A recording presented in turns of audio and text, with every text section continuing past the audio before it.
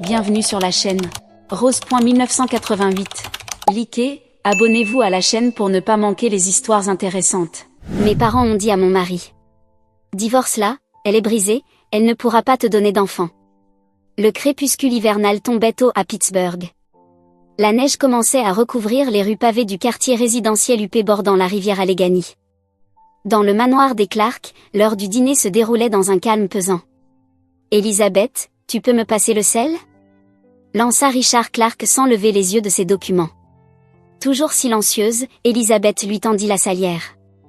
Ils étaient mariés depuis 5 ans et ensemble depuis 13 ans, mais dernièrement, leur conversation se résumait à ces échanges monotones. « Ta journée à l'hôpital s'est bien passée ?» demanda finalement Richard, la voix plus lasse qu'inquiète. « Comme d'habitude. »« Rien de nouveau » répondit Elisabeth sans quitter son assiette des yeux. Sa voix était douce, mais le poids de ses mots résonna dans toute la pièce. Cela faisait 3 ans qu'il suivait des traitements pour avoir un enfant, des tests à n'en plus finir, des injections, des médicaments et autant de déceptions. Richard poussa un léger soupir et retourna à ses papiers. Brillant promoteur immobilier, il détenait une part importante des actions de Brown Real Estate, l'entreprise appartenant aux parents d'Elisabeth. En tant que gendre de la famille Brown, il était entendu qu'il reprendrait un jour les rênes de l'entreprise. Le talent d'Elisabeth en tant qu'architecte était remarquable, mais il n'était reconnu qu'au sein des cercles liés aux affaires familiales. Brown Real Estate était une entreprise prestigieuse, transmise de génération en génération, et son père, George Brown, était réputé pour sa détermination inébranlable. « Tu n'as pas oublié le dîner de demain, hein ?» demanda Elisabeth, cherchant à détourner la conversation. « Tes parents et ta sœur viennent, c'est ça ?» répondit Richard en levant les yeux. « Oui, Victoria a dit qu'elle avait une nouvelle à annoncer. » Elisabeth fronça légèrement les sourcils. Victoria, sa sœur, avait toujours été la préférée de leurs parents. Belle, sociable et charismatique, elle attirait sans effort tous les regards. Elisabeth, en revanche, était plus réservée et discrète. La différence entre les deux sœurs était si marquée qu'elle en étonnait souvent leur entourage. « Je vois.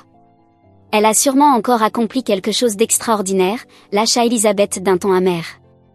Le mois dernier encore, Victoria se vantait d'avoir battu des records de vente pour un grand projet de l'entreprise familiale. Victoria est vraiment douée, reconnut Richard avec admiration. Devenir directrice du département des ventes à son âge, c'est impressionnant. Elisabeth poursuivit son repas en silence. Elle comprenait parfaitement ce que Richard voulait dire. Victoria était la fille parfaite, brillante, séduisante et, surtout, capable de donner naissance à un enfant. Le téléphone sonna et Richard se leva de table. Elisabeth l'entendit parler à voix basse dans la cuisine. Fixant la neige qui tombait doucement à travers la fenêtre, elle se demanda comment sa vie avait pu en arriver là. Lorsqu'elle avait rencontré Richard à l'université, il était l'étudiant le plus brillant du département d'architecture. Ils partageaient les mêmes rêves et la même passion. Après leur diplôme, ils avaient prévu de fonder ensemble une petite agence de design. Mais George Brown avait vite repéré le potentiel de Richard et l'avait fait entrer dans l'entreprise familiale. Peu à peu, les ambitions de Richard avaient été remplacées par l'avenir que les parents d'Elisabeth avaient imaginé pour lui. Elisabeth avait d'abord résisté, mais elle avait fini par céder et s'était elle aussi impliquée dans les affaires familiales. « J'ai promis à Victoria de jouer au golf avec elle la semaine prochaine », annonça Richard en revenant.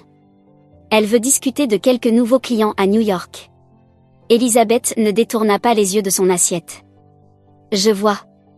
Pourquoi ne viendrais-tu pas avec nous ?» proposa Richard, mais son ton manquait de conviction. « Merci, mais j'ai une séance de traitement ce jour-là », répondit Elisabeth, le ton neutre. Richard se tut. Elisabeth remarqua la déception sur son visage. Autrefois, ils avaient rêvé ensemble d'avoir des enfants. À présent, ce même rêve semblait les avoir éloignés l'un de l'autre. « Tes parents t'ont dit quelque chose ?» demanda finalement Richard d'une voix hésitante. Elisabeth esquissa un sourire amer.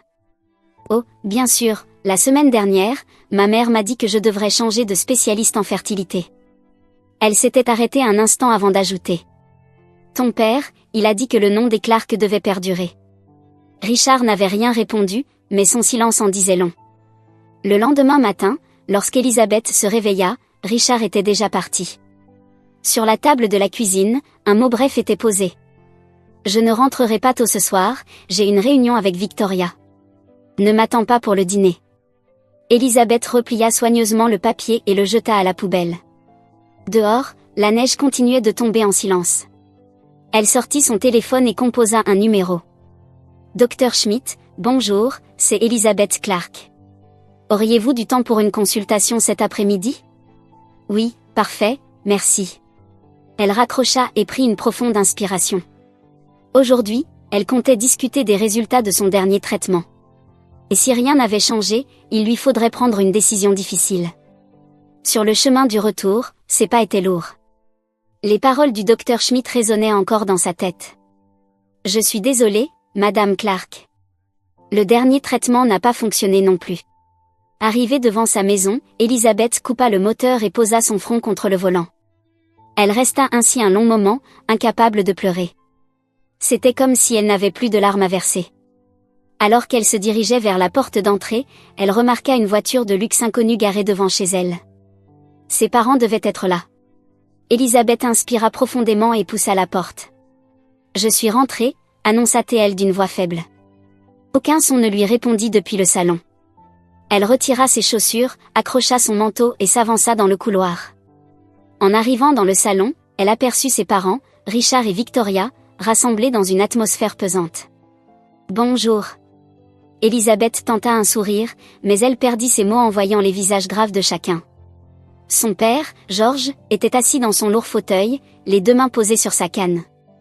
Sa mère, Martha, se tenait droite à côté de lui, les jambes croisées avec élégance. Richard se tenait près de la fenêtre, le regard fixé sur l'extérieur, mais son corps tendu trahissait son malaise. Victoria, quant à elle, était installée dans le fauteuil habituellement occupé par Elisabeth, impeccable avec son maquillage soigné et sa coiffure parfaite. « Assieds-toi. » La voix de George était grave, empreinte d'autorité. Il ne daigna même pas la regarder et prit la parole comme s'il dirigeait une réunion d'affaires. Elisabeth obéit en silence et s'assit au bord du canapé, seule place restante. « Qu'a dit le médecin ?» demanda Martha d'un ton qui se voulait doux, mais dont le regard glacial trahissait ses véritables intentions. « Rien de nouveau. » « Le dernier traitement n'a rien donné, » répondit Elisabeth à voix basse. Un silence pesant s'installa dans la pièce. Finalement, George poussa un profond soupir et déclara. « Richard, il est temps de prendre une décision. » Sa voix était sèche, tranchante. Elisabeth est défectueuse. Il n'y a aucun avenir à rester avec une femme qui ne peut pas avoir d'enfant. Divorce-la et épouse Victoria. Les mots frappèrent Elisabeth comme une gifle. Défectueuse. Elle n'en croyait pas ses oreilles. Son propre père venait de la réduire à un échec, comme si elle n'était plus qu'un obstacle à écarter. « Papa !» Elle tenta de parler, mais sa voix n'était qu'un murmure rauque. « Tais-toi, Elisabeth !» intervint Martha d'un ton sec. « C'est pour le bien de la famille. Brown Real Estate se transmet par le sang depuis des générations. Richard a besoin d'un héritier. » Elisabeth était abasourdie. Elle n'eut même pas le temps de répondre que Victoria prit la parole, sa voix mielleuse contrastant avec l'éclat triomphant dans ses yeux. « Tu as plus de 30 ans maintenant? Pourquoi ne pas simplement abandonner? Laisse-moi m'en occuper. » Elle marqua une pause, puis ajouta avec un sourire. « Richard et moi, nous nous entendions déjà très bien à l'université. » Elisabeth serra ses genoux avec des mains tremblantes. « Victoria. Qu'est-ce que tu racontes? C'est mon mari. Une femme incapable de donner naissance à un enfant de son sang n'est pas une véritable épouse, » déclara froidement George. « Le talent de Richard ne peut pas être gâché. Il a le devoir de perpétuer l'entreprise. » Elisabeth fixa désespérément Richard, priant intérieurement qu'il prenne enfin la parole, qu'il la défende, qu'il lui dise que tout cela était insensé. « Richard. » Elle l'appela d'une voix brisée. Lentement, Richard détourna enfin les yeux de la fenêtre et croisa son regard. Son visage était impassible. « Elisabeth. » Il hésita un instant, puis ajouta. « On a assez essayé. » Sa voix était calme, presque détachée. « Cela fait 5 ans qu'on essaie d'avoir un enfant. On a atteint nos limites. » Le cœur d'Elisabeth se serra. « Richard. Même toi. Je suis désolée, mais, avec toi, ce n'est pas possible, » répondit-il en baissant les yeux. Son regard était froid, vide d'émotion. « Je dois penser à l'entreprise et à l'avenir. J'ai besoin d'un héritier. » Le monde d'Elisabeth s'écroula. Elle se leva lentement, balayant la pièce du regard. Son père, sa mère, sa sœur, son mari. Les personnes qu'elle considérait comme sa famille. Ils semblaient désormais être des étrangers. Vous êtes vraiment tous d'accord avec ça, demanda Elisabeth, la voix tremblante. Est-ce que les liens du sang sont vraiment tout ce qui définit une famille? Elisabeth, sois réaliste, répondit calmement Martha. Les affaires ne se gèrent pas avec des sentiments. C'est pour le bien de toute la famille. La famille. Elisabeth laissa échapper un rire amer. Voilà ce que vous appelez une famille? S'abandonner les uns les autres, se trahir, ne vivre que pour préserver une lignée? C'est ça, votre famille? Ne te laisse pas emporter par tes émotions, répliqua George d'une voix sévère. Victoria et Richard forment un couple parfait. L'avenir de l'entreprise est assuré. Elisabeth ne répondit rien et quitta la pièce en silence. Elle monta rapidement à l'étage, entra dans la chambre et sortit une valise du placard. Elle y rangea quelques vêtements et effets personnels essentiels, la tête encore pleine de confusion. Une fois son sac prêt, la porte s'ouvrit. Richard se tenait là, l'air partagé entre culpabilité et détermination. « Je te verserai une pension généreuse, dit-il doucement. La maison, la voiture, tout ce dont tu as besoin. » Elisabeth leva les yeux vers lui. Cet homme qu'elle avait autrefois tant aimé, avec qui elle avait rêvé d'un avenir, semblait désormais n'être qu'un étranger. « Je ne veux rien, répondit-elle calmement. Envoie-moi simplement les papiers du divorce. » Elle attrapa sa valise et passa devant Richard sans un mot de plus. En descendant, elle vit que ses parents et Victoria étaient toujours assis dans le salon. Ils la regardèrent, mais personne ne prononça un mot. Elisabeth se dirigea vers la porte d'entrée et quitta la maison sans se retourner. La neige tombait à gros flocons. Elle chargea sa valise dans la voiture, démarra le moteur et jeta un dernier regard à la maison dans le rétroviseur. C'est fini, pensa-t-elle. Elle prit alors une décision, quitter Pittsburgh et repartir de zéro sur la côte ouest. Seattle. Une ville où elle n'avait jamais mis les pieds, mais qui représentait désormais pour elle un nouveau départ. Elisabeth s'éloigna dans la neige. Des larmes roulèrent sur ses joues, mais ce n'étaient pas des larmes de tristesse. C'était un soulagement. La pluie à Seattle était douce. Elle n'avait rien de la froideur étouffante de la neige de Pittsburgh, mais une chaleur discrète qui semblait laver et purifier la terre. Elisabeth contemplait la ville détrempée depuis la fenêtre de son petit appartement. 3 mois s'étaient écoulés depuis son déménagement. La pièce était peu meublée, mais les murs étaient décorés de croquis architecturaux qu'elle avait dessinés elle-même. Elle inspira profondément en jetant un œil à l'horloge. Il était l'heure de se rendre à son nouveau travail. Robinson Architectes était une agence d'architecture réputée à Seattle. Elisabeth avait postulé à une annonce trouvée sur Internet et envoyé son portfolio. Lorsqu'elle était venue pour l'entretien, elle avait été séduite par l'atmosphère ouverte et accueillante de la ville. « Bonjour, mademoiselle Clark. » lança joyeusement Kate, la réceptionniste. Elisabeth lui adressa un sourire. Ici, personne ne connaissait son passé. Elle n'était plus qu'une architecte talentueuse. Elle n'était plus cette épouse jugée défectueuse. « Michael vous attend, ajouta Kate. Il aimerait vous parler d'un nouveau projet. » Elisabeth hocha la tête et se dirigea vers le bureau du président. Michael Robinson avait perdu sa femme 10 ans auparavant et élevait seule sa fille adoptive, Samantha, tout en dirigeant son entreprise. « Elisabeth, merci d'être venue, dit-il en ouvrant la porte avec un sourire sincère. « Installez-vous. » Elisabeth s'assit et écouta attentivement les explications de Michael concernant le projet. Il s'agissait de la conception d'une école primaire utilisant des matériaux durables. « Je voudrais que vous soyez la principale designer de ce projet, déclara Michael avec sérieux. Elisabeth écarquilla les yeux. « Mais, je n'ai rejoint l'entreprise qu'il y a 3 mois. » « Le talent n'a pas de période d'essai, répondit Michael avec un sourire. « Et puis, Samantha vous apprécie beaucoup, et son avis compte pour moi. » Elisabeth ne put s'empêcher de sourire. Elle avait rencontré Samantha lors de la journée familiale organisée par l'entreprise la semaine précédente. C'était une fillette vive et curieuse. « Merci, dit-elle avec gratitude. Je ferai de mon mieux. » Ce soir-là, alors qu'Elisabeth s'apprêtait à partir du bureau, une petite voix l'interpella. « Elisabeth. » Elle se retourna et vit Samantha avec son sac à dos d'écolière. Michael était juste derrière elle. « Je veux te raconter ce que j'ai appris à l'école aujourd'hui, s'exclama Samantha avec enthousiasme. Et je veux aussi voir les bâtiments que tu as dessinés. Elisabeth regarda Michael, qui haussa les épaules avec un sourire désolé. Désolé. Samantha insiste pour te parler. Si cela ne te dérange pas. Que dirais-tu qu'on dîne tous les trois? Elisabeth hésita un instant. Mais face aux yeux pétillants de Samantha, elle ne put se résoudre à refuser. Avec plaisir. Ils dînèrent dans un petit restaurant italien de Seattle.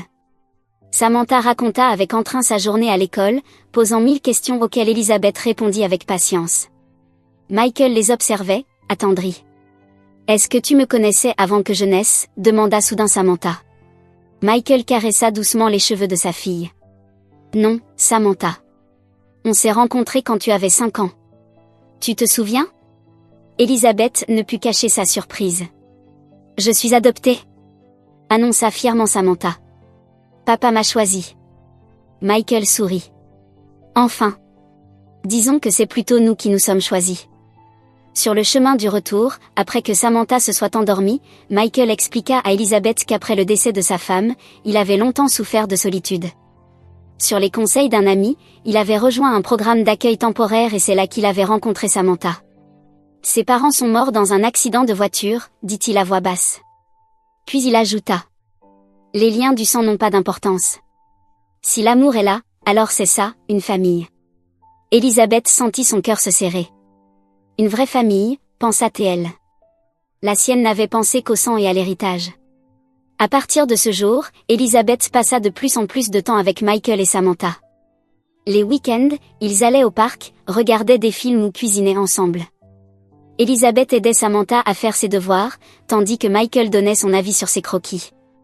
6 mois plus tard, Michael l'invita à dîner chez lui. Après que Samantha se fut endormie, il rassembla son courage et lui avoua. « Elisabeth. Je t'aime. Mais je ne veux pas te brusquer, tu as sûrement un passé, et moi, j'ai mes responsabilités. Je voulais juste que tu le saches. » Michael parlait avec douceur, mais son regard sincère toucha Elisabeth en plein cœur. Pour la première fois, elle trouva le courage de parler de son passé, son mariage avec Richard, les épreuves liées à son infertilité et le rejet cruel de sa famille. Mettre ses souffrances en mots était douloureux, mais étrangement libérateur. Michael écouta en silence, puis, doucement, il prit sa main. « Tu n'es pas défectueuse, dit-il avec conviction. Tu es une femme formidable.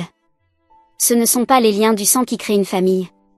C'est l'amour. » À ces mots, Elisabeth sentit ses larmes couler. 1 an plus tard, Elisabeth et Michael se marièrent.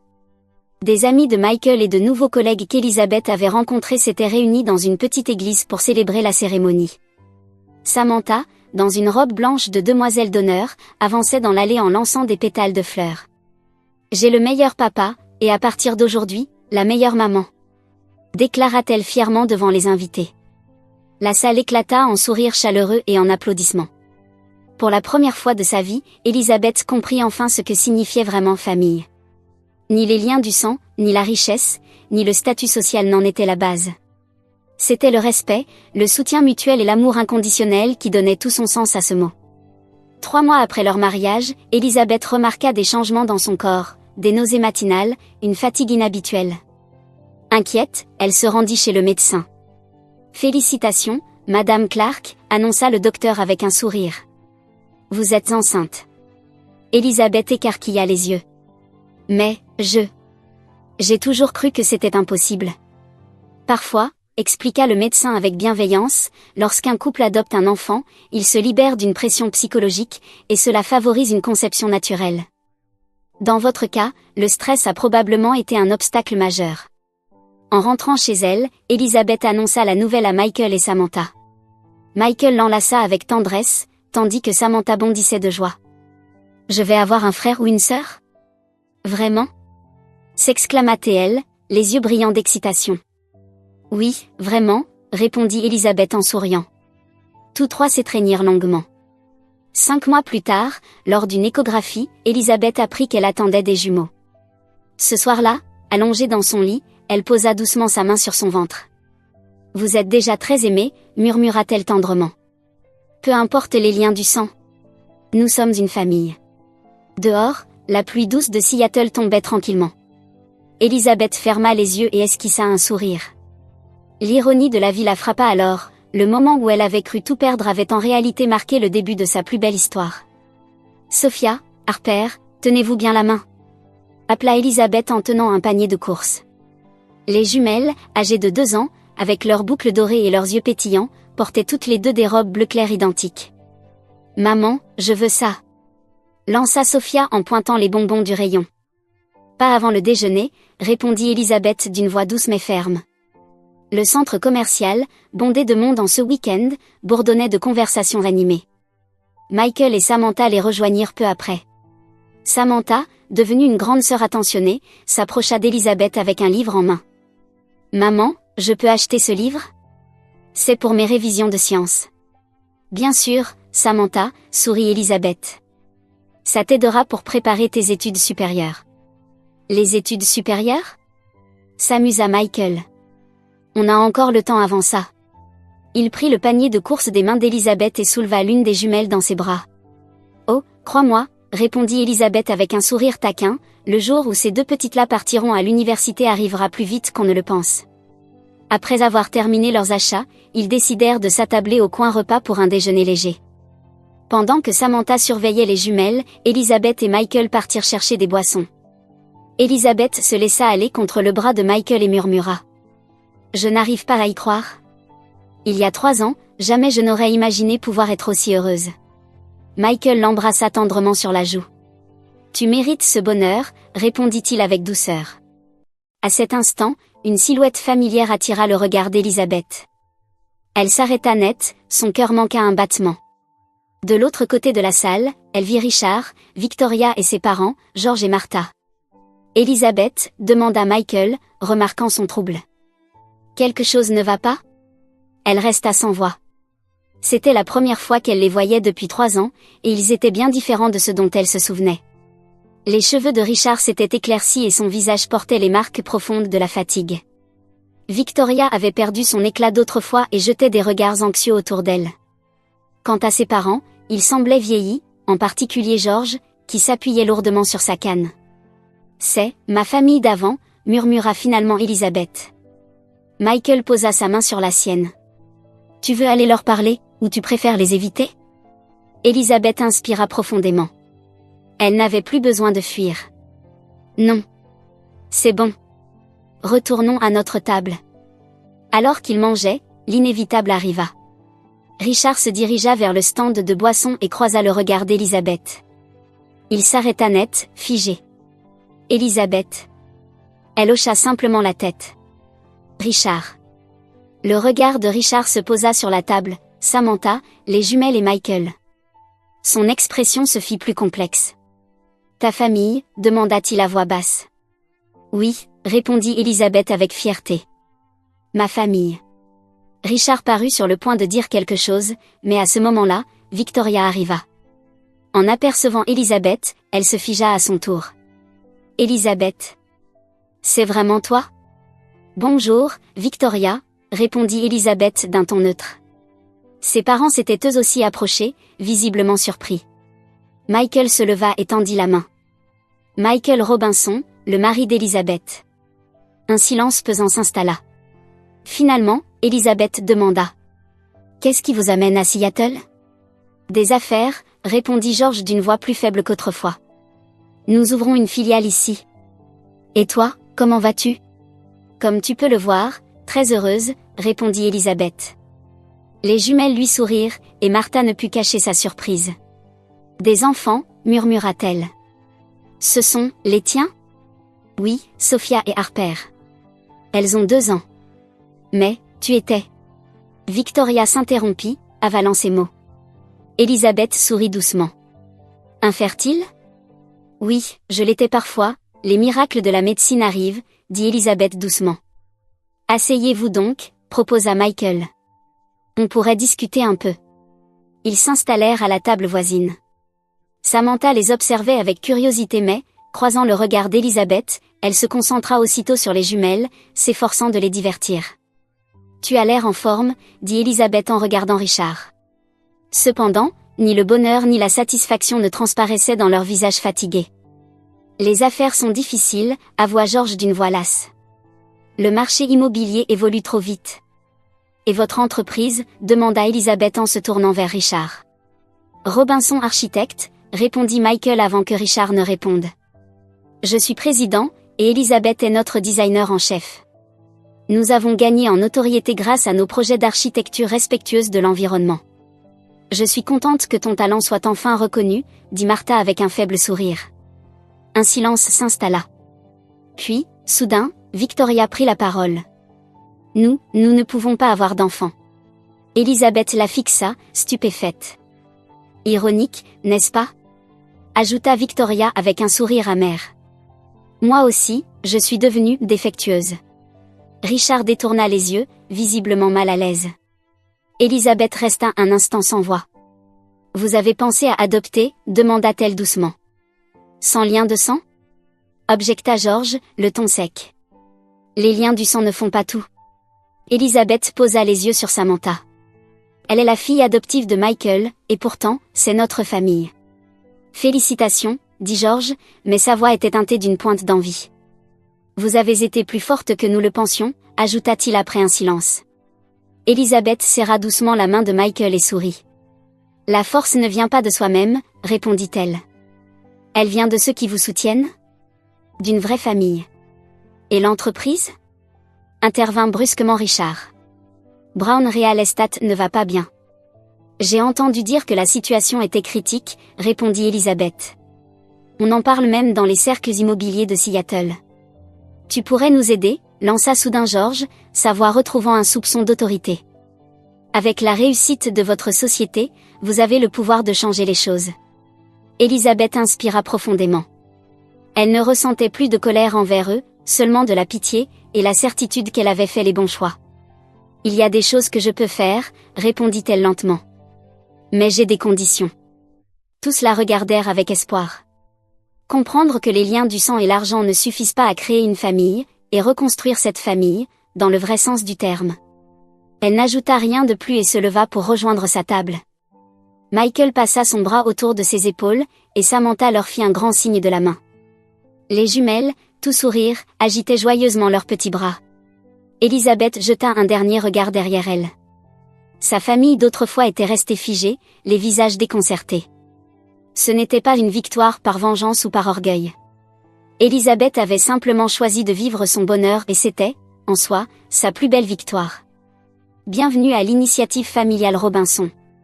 Elisabeth tenait fermement le micro, scrutant l'assemblée réunie dans la nouvelle salle polyvalente du centre-ville de Seattle. Des familles intéressées par l'adoption, ainsi que des bénévoles et soutiens de leur projet, avaient fait le déplacement. 5 ans s'étaient écoulés depuis cette rencontre inattendue dans le centre commercial, et sa vie avait encore changé. Nous sommes une famille liée par l'amour, pas par les liens du sang, poursuivit Elisabeth. Et nous voulons partager cette expérience avec vous tous. Michael monta sur scène et se plaça à ses côtés, le regard rempli de fierté.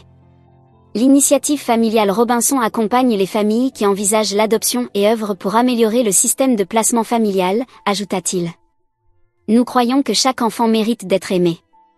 En 3 ans, l'association fondée par Elisabeth et Michael avait grandi rapidement. Leurs actions avaient attiré l'attention des médias et touché de nombreuses personnes. Après la conférence, Elisabeth discutait avec une femme dans un coin de la salle. Elisabeth. Elle se retourna. C'était Victoria. Sœur. Victoria s'interrompit, puis se reprit timidement. Elisabeth. Son visage n'exprimait plus la fierté hautaine d'autrefois. Tu avais raison. Richard et moi, on a divorcé. Elisabeth hocha lentement la tête. Elle avait appris que leur mariage avait pris fin 2 ans auparavant, et que Richard avait fini par traiter Victoria de défectueuse, elle aussi. Et l'entreprise, demanda Elisabeth. En faillite, répondit Victoria d'une voix morne. Papa a fait une crise cardiaque, et maman travaille à mi-temps pour joindre les 2 bouts. La fierté, les biens, tout est parti. Elisabeth posa doucement sa main sur celle de Victoria. Mais tu peux recommencer. Victoria la regarda, les yeux embués de larmes. Est-ce que tu peux me pardonner? J'ai dit des choses horribles à l'époque. Elisabeth lui sourit avec bienveillance. Le passé, c'est le passé, répondit-elle. Ce qui compte, c'est ce que tu choisis de faire maintenant. Victoria inspira profondément, puis demanda timidement. Est-ce que je pourrais travailler pour ton association? Si je peux être utile. Elisabeth hocha la tête avec chaleur. Bien sûr. Tu peux venir demain? De l'autre côté de la salle, Samantha jouait avec les jumelles, qui avaient maintenant 7 ans. À 18 ans, Samantha se préparait pour l'université et envisageait d'étudier la psychologie de l'enfant. Michael revint auprès d'Elisabeth. Tes parents? Ils viendront chez nous demain, annonça-t-il. C'est la première fois qu'ils vont vraiment rencontrer notre famille, répondit Elisabeth. Mais je veux qu'ils comprennent ce qui compte pour moi. Michael la prit tendrement dans ses bras. Tu es une personne formidable. Elisabeth jeta un regard autour d'elle. Dans la salle, des familles de toutes sortes étaient réunies, des familles liées par le sang, d'autres ayant accueilli des enfants adoptés, et des familles d'accueil. Ce mélange de visages souriants et de liens tissés par l'amour emplit son cœur de chaleur. Sur le chemin du retour, Elisabeth observa la ville défiler derrière la vitre de la voiture. La pluie de Seattle tombait doucement, estompant les lumières de la ville dans un halo brumeux. Tu sais, commença-t-elle d'une voix basse, ce jour-là, quand je suis partie de chez moi après qu'on m'a traitée de défectueuse. Elle marqua une pause. Finalement, ce fut le tournant de ma vie. Michael serra doucement sa main. Parfois, les plus grands revers deviennent les plus beaux cadeaux. Elisabeth acquiesça, puis tourna son regard vers les enfants endormis à l'arrière. Samantha, Sophia et Harper dormaient paisiblement, et dans son ventre, une nouvelle vie grandissait. D'après le médecin, ce serait un garçon. Elisabeth esquissa un sourire. Ce qui fait une vraie famille. Elle laissa ces mots en suspens, puis ajouta doucement. Ce n'est pas une question de lien du sang, mais de se reconnaître mutuellement, de se soutenir et de s'aimer sans condition. La voiture poursuivit sa route sous la pluie, jusqu'à ce qu'ils atteignent enfin leur maison. Derrière les fenêtres, les lumières chaudes du foyer des Robinson brillaient, accueillantes et rassurantes, comme une étreinte bienveillante les attendant chez eux.